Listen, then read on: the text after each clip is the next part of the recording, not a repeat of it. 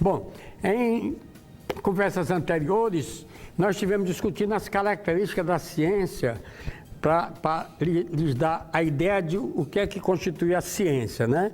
Nós temos características da ciência no seu nascimento, da ciência antiga, nascida junto com a filosofia, que era uma coisa só, né, na Grécia Antiga, e duas características muito importantes da ciência, ou três ou quatro, vamos começar a numerá-las, pensando em voz alta. Aqui, uma característica muito importante é que a ciência era a tarefa de compreender o mundo, daí o título do nosso podcast, a compreensão do mundo, a tarefa de compreender o mundo com os poderes unicamente humanos, com a nossa humanidade. Então, nesse sentido, a ciência, mesmo a ciência da física, que estudava a natureza, é uma ciência muito humanista, no sentido de que o agente do conhecimento é o ser humano.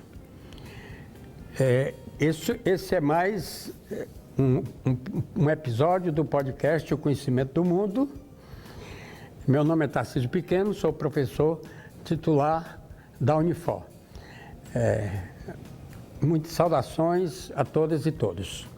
Continuando, então, essa era uma das características, tipicamente humano. Por que que isso marcou e foi revolucionário? Porque as tentativas, então, em geral, eram místicas, eram teístas. O conhecimento vinha sob a forma de mitologia, sob lendas envolvendo divindades, deuses ou Deus, etc. E aí o projeto grego era com a razão, a observação humana, junto com a razão, a imaginação humana, chegar ao conhecimento do mundo. Uma segunda característica importantíssima é que é relacionada com a primeira, é que aquilo que o mestre ensinasse, aquilo que fosse a ideia, a teoria do mestre, ela estava aberta a ser questionada por qualquer um. Normalmente, aos discípulos era permitido, e mais que permitido, os discípulos eram estimulados a discordar do mestre, a contrariar o mestre e tentar melhorar aquilo do mestre. Não cabia ao discípulo apenas dar continuidade, né, àquilo que o mestre tinha falado. O discípulo era estimulado a debater com o mestre e a contrariá-lo, desde que as razões do discípulo fossem bem argumentadas, racionalmente bem defendidas, de tal forma que ele pudesse, de fato, estabelecer uma discussão, um diálogo com o mestre. Esse sentido da ciência aberta, né, foi responsável pelo progresso do conhecimento ao longo de muitos séculos, porque cada um que via poderia trazer ideias novas e ir acrescentando e discutindo e debatendo, e na realidade a filosofia, ao longo de sua história, até hoje, ela acontece como se fosse um grande debate, uma grande discussão travada através dos séculos. Anos e anos a fio, através dos séculos, se trava o debate da filosofia. E esse debate tende a refinar, a sofisticar, a aprimorar o conhecimento. Nesse mesmo bojo da filosofia, inseparada da filosofia, estava a ciência. E assim a ciência nasceu, até Galileu, como nós falamos, que acrescentou a tarefa de conhecer o mundo, sobretudo a tarefa de conhecer o mundo natural, que em grego se chama physis, né? Portanto, a tarefa da física, Galileu acrescentou, né, duas características muito importantes ao método. Uma, matematizou o método, e essa matematização fez com que, nos 200 anos pós-Galileu, veja, Galileu é de 1664, né? Até 1800, por exemplo, 200 anos pós-Galileu, até o século XIX, a ciência já tinha avançado muito, dada a matematização, depois de ficar praticamente parada, desde Aristóteles até Galileu. Aí de Galileu em diante, a ciência avança muito. Inclusive, no ano em que morre Galileu, nasce Newton.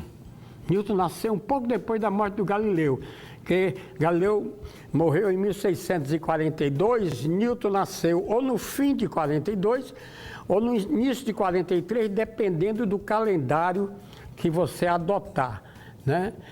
Para essa diferença. Mas seja como for, muito próximo à morte de Galileu, nasce Newton. E Newton depois produz uma frase que é: se eu cheguei mais longe é porque eu subi nos ombros de um gigante. Esse gigante, no qual Newton subiu nos ombros, era Galileu, né?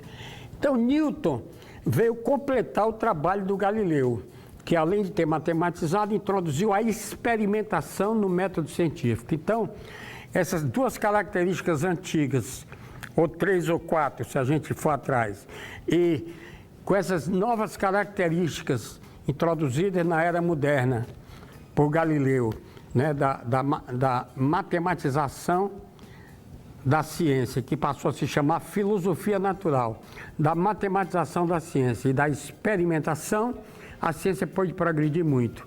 E Newton vai acrescentar alguns elementos ainda mais fortes em ambos os lados, tanto na matematização quanto na experimentação de Galileu e Newton, né? Talvez por isso até Newton se torna para a ciência uma figura, todavia, até mais importante que Galileu, apesar de Galileu ter vindo antes. Mas Deus disse: faça-se Newton. Aí Newton se fez, apareceu lá em Cambridge, na Inglaterra, no Trinity College. Eu estive lá visitando, vi os manuscritos do Newton, que escrevia de trás para diante, só para zoar mesmo, né? E o Newton fez algumas façanhas como a seguinte: primeiro, ele organizou a física, mesmo matematizada e experimentada, ele organizou como uma teoria, dando a ela uma estrutura de teoria, e enunciou as leis fundamentais do movimento, enquanto Galileu estudou a cinemática, as leis do movimento em si, Newton juntou ao movimento a força. E aí está criando a dinâmica newtoniana e, portanto, completa a criação da mecânica. Então, a segunda lei de Newton relaciona a força ao movimento. A velocidade e a aceleração já estavam em Galileu, mas Newton acrescenta duas qualidades extremamente fundamentais: a massa dos corpos e a ideia de força. E ele diz que F igual a MA. Quem é que conhece? Bom, o meu auditório está todo dizendo que conhece bem essa fórmula, F igual a MA. Força igual a massa vezes aceleração. Essa é a segunda lei de Newton. É uma lei extremamente importante, porque liga a questão da força à questão da aceleração. Aí, por exemplo, Galileu já tinha visto a aceleração da gravidade. E com o Newton você tem a noção de peso, que é mg. A gravidade, que é a aceleração multiplicado pela massa do corpo, dá o peso do corpo. E o peso do corpo não afeta a aceleração da gravidade, como o Galileu já havia intuído. Agora, Newton fez mais, e aí eu vou logo para uma das, como o nosso tempo é curto, e a gente tem que falar que a velocidade da luz, né, que era uma coisa que Newton não preocupava Newton ainda. Enfim,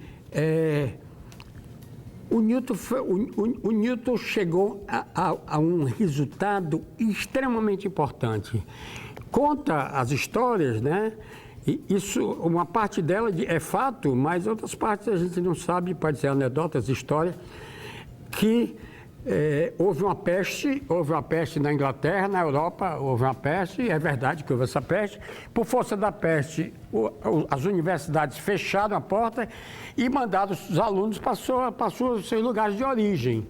E aí Cambridge fechou as portas durante esse período e o Newton foi para a fazenda dos pais dele, foi para a família dele no interior, no campo.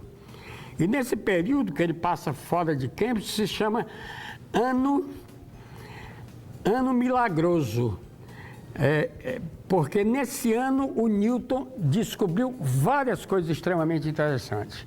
Uma delas, aí a lenda diz que ele estava relaxado, meio cochilando embaixo de uma macieira e uma maçã caiu na cabeça dele, né? Toda essa história é muito conhecida. E aí o Newton intuiu a lei da gravitação universal, da gravidade. Olha aí, ó, a maçã cai. As pessoas até contam que não tem... Os cearenses não descobriram, porque Newton caiu uma maçãzinha, né? Caiu na cabeça dele, ele descobriu a lei e ainda comeu a maçã. Se fosse no Ceará, ia cair um coco na cabeça da pessoa e o cara não ia descobrir mais nada, né? E tinha ficado perdido a lei da gravidade, apesar do efeito ser muito mais forte do que o efeito da maçã. Mas, enfim, Newton não só enunciou essa lei de que as coisas caíam para a Terra, mas ele entendeu que tudo caía para tudo. Ele chama a lei da gravitação universal. Todas as coisas atraíam todas as outras coisas, só que a força da gravitação é uma força relativamente fraca. Na Terra, ela é sensível, é forte na Terra, porque a Terra é uma coisa imensa, tem uma massa imensa. E ele chegou à fórmula da gravitação. A força da gravitação é proporcional ao produto das massas. A gravitação é uma força que ocorre entre dois corpos. Ela é proporcional ao produto da massa desses corpos, dividido pelo quadrado da distância entre eles. Quadrado da distância porque, sendo a força, né, a força se irradiava em todas as direções, então ela como que ia se enfraquecendo à medida que aumentava a distância. Ela ia se distribuindo no espaço todavia maior. Enfim, então, essa é a fórmula, né, da força da gravidade, o produto das massas dividido pelo quadrado da distância. E ela é universal, e Newton, também a exemplo de Galileu, que fez a passagem de entender que os céus, que as leis que valiam na Terra, eram as mesmas leis que regiam os corpos celestes e a astronomia e a dinâmica celeste. Newton também, né, levando essa lei e chamando-a de gravitação universal, ele também percebe que os corpos giram ao redor do Sol porque o Sol exerce uma força de atração gravitacional muito forte sobre os planetas que mantém eles girando na órbita do Sol, né? É o que faz com que a gente não escape, mesmo um planeta que pobrezinho já perdeu até a condição de planeta, tão distante, é um planeta sem teto, né? Que tão distante, é um planeta de rua, é tão distante quanto o Plutão, que perdeu até a condição de planeta. O Plutão ainda orbita em torno do Sol, dada a força, a magnitude, né, da força gravitacional do Sol. Além, com essas descobertas, né, Newton realmente instala a ciência, em particular a ciência da física, né, ele trabalhou em outros ramos, e a ciência da mecânica, numa qualidade que já é totalmente aceitável modernamente, né? Ele morreu angustiado com a questão da gravitação universal, porque era uma lei que contrariava todos os princípios metafísicos dele. E esses princípios metafísicos eram o princípio da ação à distância. Ele não entendia como é que um corpo aqui, por exemplo, o Sol lá, podia exercer uma força na Terra tão distante, sendo a Terra do Sol, ou a Terra sobre a Lua sendo tão distante a Lua da Terra. Então, essa força, que era uma ação à distância, Newton reluta muito em adotar. Ele próprio considerava ela uma espécie de irracionalidade, porque ele concebia a força mecânica como uma coisa que se dá pelo contato. Um objeto vai lá e uma bola de bilhar vai e bate na outra bola, e podia se exercer influência sobre a bola, mas exerceu a influência de longe. De longe. Ele deixou isso como uma espécie de... Ele não fica satisfeito, no entanto, para toda a teoria e todas as observações teóricas e toda a matemática, a explicação era essa. Ele chegava a esse resultado dessa atração à distância, por mais que isso não satisfizesse nele. E para chamar a atenção de um ponto, eu chamei que o Galileu contrariou Aristóteles num ponto diametral, que era Aristóteles dizia que corpo mais pesado caiu mais rápido que mais leve, Galileu disse cai não, cai ao mesmo tempo. Newton também contesta Aristóteles frontalmente, porque Aristóteles achava, na própria metafísica de Aristóteles achava que para um corpo se mover, é preciso uma força atuando no corpo. Se a força parar de atuar, o corpo para. E o Newton, não, Aristóteles, não precisa disso. Exatamente a força F igual a ma permite você deduzir, inferir esse princípio de newtoniano. O corpo só precisa de uma força para acelerá-lo, para aumentar ou diminuir a sua velocidade.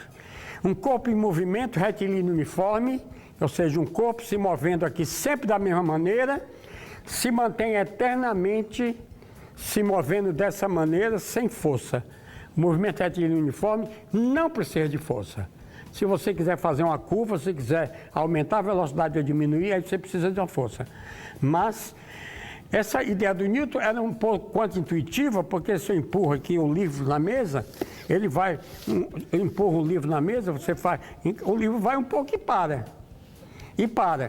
E parecia que o Aristóteles tinha razão. Se eu quiser que o livro continue, eu tenho que continuar empurrando. Porém, o Newton extrapolou, disse, não, é porque tem uma força aqui, chamada atrito, e essa força está atuando para trás e está resistindo. Essa força imprime uma aceleração que faz o livro parar. Mas se eu eliminar o atrito, se o Newton fez, se eu for produzindo uma superfície cada vez mais lisa, diminui o atrito, mais tempo o corpo passa sem nenhuma força atuando e sem parar. Como a gente sabe, quando a gente dá um escorregão bem bacana daqueles, que a gente vai um tempão sem parar porque o atrito ficou pequeno. Bom, muito obrigado, até a próxima.